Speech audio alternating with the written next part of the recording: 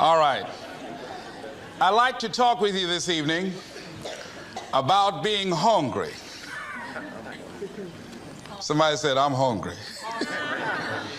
It is something I like to share some ideas and thoughts with you. I'm not asking that you believe anything that I say. I'm not asking that you agree with me. I'm merely asking that you stand on and in the conversation that we'll share with you this evening. And if there's something that I say that can fit and work for you, I say use it. If not, discard it and let it be. Is that all right? Yeah. Say, that's fair enough. Very good. All right. One of the things I have realized, and many of us have, that if you want something out of life, if you want to change yourself, if you want to acquire something, if there's some goal that you want to reach, that is really not easy as some people will make us feel. That living your dream, changing your behaviors, overcoming negative habits, it's challenging. It's hard. That living alone is just very difficult. And once we begin to come to grips with the fact that living is difficult, life is very challenging. I heard a song once by a guy named Dimples called, If It Ain't One Thing, It's Another. I say to you, if it ain't one thing, it's 12 others. Always something. You will never, ever have a problem-free moment in life. Somebody said, and I like this, that you either in a problem or just left one or headed toward one. Anybody found that to be so? Raise your hand if you know what I'm talking about. I mean, there's always something. So how do we begin to nurture that hunger? What are the characteristics or the qualities of people that are hungry? What will it take for me to get some of the things that I want? And being hungry for those things. Number one, you've got to work on yourself. It's very important that you engage in an ongoing process to develop you. Spend more time on yourself than what you've been spending. It's very important. You owe that to yourself. I was reading a book by Og Mandino called The University of Success. Read one line, gave me a chill. I didn't have to read anything else in the book. He said, many of us never realize our greatness because we become sidetracked by secondary activity.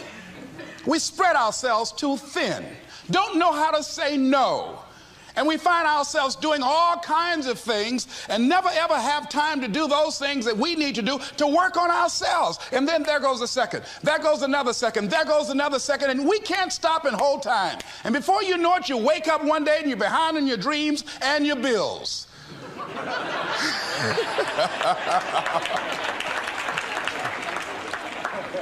So decide that you're going to take some time to work on you, that you deserve that from yourself, that your life deserves some prime time because you are creating your own production.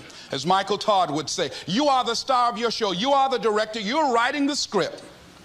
And you will determine whether your life is a smash office hit or flop. You determine that. Working on yourself, talking to yourself. That's so very important. Overcoming the negative conversation, that inner dialogue that's going on all the time, even when you don't want it to be there. You can't stop yourself right now from thinking. You can't do it. It's going on. And so learning how to empower yourself, part of doing that is standing up to yourself. You've got to stand up inside yourself sometimes and say, shut up. You've got to do this. I was going to give a presentation, and this voice inside of me saying, you can't do this. You don't have everything it takes. I shut up. I'm behind on my bills, and you're telling me what I can't do. I have got to do it. You'll get scared sometimes. Your mind will go blank on you. Some people you will allow to unnerve you, and you wonder, what's wrong with me? I'm not crazy. That's why you've got to learn to make a conscious, deliberate, determined effort to stand up inside yourself. Working on yourself, watching that inner dialogue, it will determine the quality of your life. I don't believe this. I know this. I've had a challenge of losing weight. I'm walking through the airport, this voice say, why don't you have some M&M peanuts? No!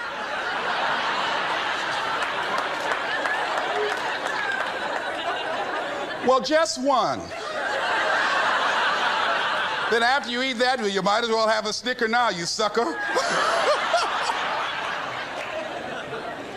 I mean, it's challenging. My mother fixed the kind of sweet potato pie you can't eat with your shoes on. Have to take your shoes off so you can wiggle your toes. It sticks on my fingers. It says, eat it. One little bite won't hurt. That voice, constantly. Little demons from Colonel Sanders driving my car in there. I had to say, no, no, no, no. I'll diet tomorrow. I saw a skinny man get hit by a truck. Had he had a little bit more weight, he might have lived, you know. Some of you know what I'm talking about. Raise your hand if you know that. That voice is awesome. So you have got to stand up to that voice. When you're working on something you want to achieve, you have got to stand up to that voice. You've got to sell yourself every day on your abilities, on what you're doing, on the goal that you want to reach. You've got to sell yourself every day, every day, every day. According to your level of belief, it will manifest itself in what you're doing. Whatever we have right now, whatever we're demonstrating in our lives, is a result of what we believe subconsciously that we deserve. And part of increasing that belief level is that you have got to convince yourself every day. You've got to sell yourself. I do a lot of training for many corporations, and I conduct sales seminars, and I've heard all kind of guys doing techniques and training people techniques of how to close sales and how to work with and begin to control the sale and how to ask for the close. Let me share something with you. You can learn all the techniques in the world. If you don't believe in yourself, it won't happen for you. I learned all of it. So that's why I do a training called Focus on the Seller. You've got to focus on you. And as you convince you, as you sell yourself every day, every day, every day, you will begin to see a difference in the things that you're doing. Selling yourself on your ability to perform a job, to achieve a certain objective. Telling yourself every day, here I go again. And I got what it takes. This is my day. And nothing out here is going to stop me. And when you go out there, life say, come over here. Say it again. Well, I'll be back tomorrow. That brings me to the next thing. It takes courage to act. Part of being hungry when you've been defeated, it takes courage to start over again.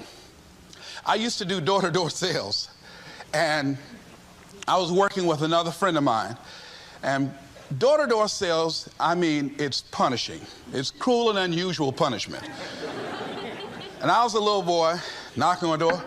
Hello, would you like to buy a nice working television set, no money down? No! Bam! They slammed the door in your face. And the friend of mine that was working with me, they slammed the door in his face, and I looked back, and he was going to the car. He said, I can't do this. And he sat down in the car, and he said, you go ahead, I'll be here when you get back. Now, he had a mother and father to take care of him. My mother was ill. I am adopted. I was hungry. I had to go on. I learned something about myself. That when you step into your fears, somebody said, it was Winston Churchill, he said that courage is going from failure to failure without losing enthusiasm.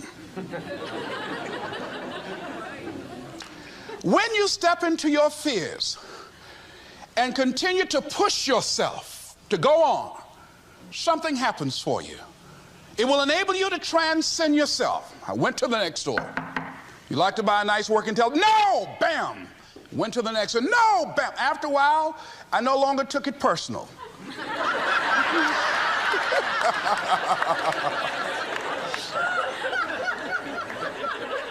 And I began to play a game. I said, well, I know there's a yes out here somewhere, and I'm going to keep on until I find it. And I'm not going home until I do. And I continued to knock on doors. And then somebody eventually would say yes. And I said, are you sure? And I would go in there and I would get the sale. When you have something you want to do, if you don't develop the courage to do that which has been given you to do, and you spend a lot of time going around trying to convince other people or trying to get their approval, what will happen is that you will lose your nerve. And other people will convince you that what you're doing doesn't have any value, and you'll give up on your dream. It's an interesting thing about life, I've also found, that if you don't have the courage to act, sometimes, and particularly, if you have something special to do, life will move on you. If it were not for life, I would still be a disc jockey. I didn't just leave voluntarily to go to the state legislature. I was fired. I was working on a job, and I came home one day. I was married at the time, and I told my former wife, I said, that guy Bert I work for is stupid. She said, if he's so stupid, why does he sign you a paycheck? Now, you see why I divorced her, right? I couldn't stand her. That night, I could not sleep well. Here was a guy that was controlling my life. I was going through all kinds of changes because this man controlled my paycheck. And it was Carlyle who said, truth crushed to earth shall rise again. Winston Churchill said, the truth is incontrovertible. Malice may attack it, ignorance may deride it, but at the end there it is. And we know scripture that says, ye shall know the truth, and the truth shall set you free. And the truth that I had to come to grips with, that I wasn't in charge of my destiny. The truth was that I wasn't giving all that I had. The truth was that there are some things that I wanted to do, but I didn't have the courage to act on those things. And the truth was that Bert Childs was a blessing to me. He made life so miserable for me, I had to start looking at my life differently. I started going to work earlier. I started being the last one to leave there. I started working harder than anybody else. The other guys could not. Why would you work so hard, Les? I said, I'm not working for them. I have been cheating, Bert, I thought.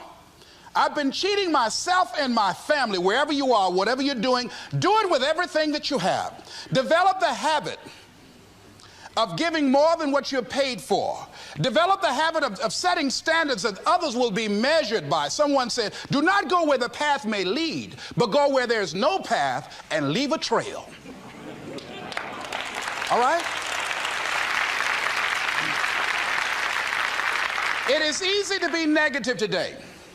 It is easy to have low morale today. I was at a corporation and they're going through downsizing and going to lay off some 1,500 people over the next few weeks. It's very depressing there. And those people that stay there 9 times out of 10, they're just going to do just enough to keep from getting fired. Anybody can do that.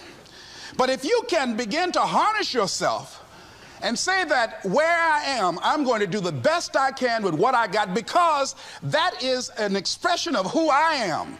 If you get into the habit of just being mediocre, it will become a part of your consciousness. If you get in the habit of giving less than what you have it within you to give, it will begin to reflect itself in your personality.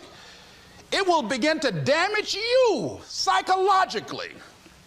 And you don't want to be a part of that kind of self-destructive behavior. And so you want to set some high standards for yourself. The next thing, part of what feeds that hunger, you've got to develop a sense of urgency. Aurelia said, stop living your life like you have 1,000 years to live. In life, you're either here today and you're gone today. If there's something that you want to do and you can't do it all at one time, do just a little bit of it. I like what Robert Schuller says. He said, by the yard it's hard, but inch by inch, anything is a cinch. Do just a little bit of it. A friend of mine, Bobby Kerr, used to be a roommate. Bobby wanted to go into the area of public relations. He loved working with the public. Young lady he wanted to marry named Clarice. Bobby was a great procrastinator. Pretty soon the job where Bobby worked, they transferred him to another location. He went out to celebrate with the people on that new job site. And Bobby suffered a massive heart attack and died. Bobby didn't drink and didn't smoke, was under 40, and he died. Ask your question. How much time do you have left? How much time do you have left? When you start thinking about that, we don't know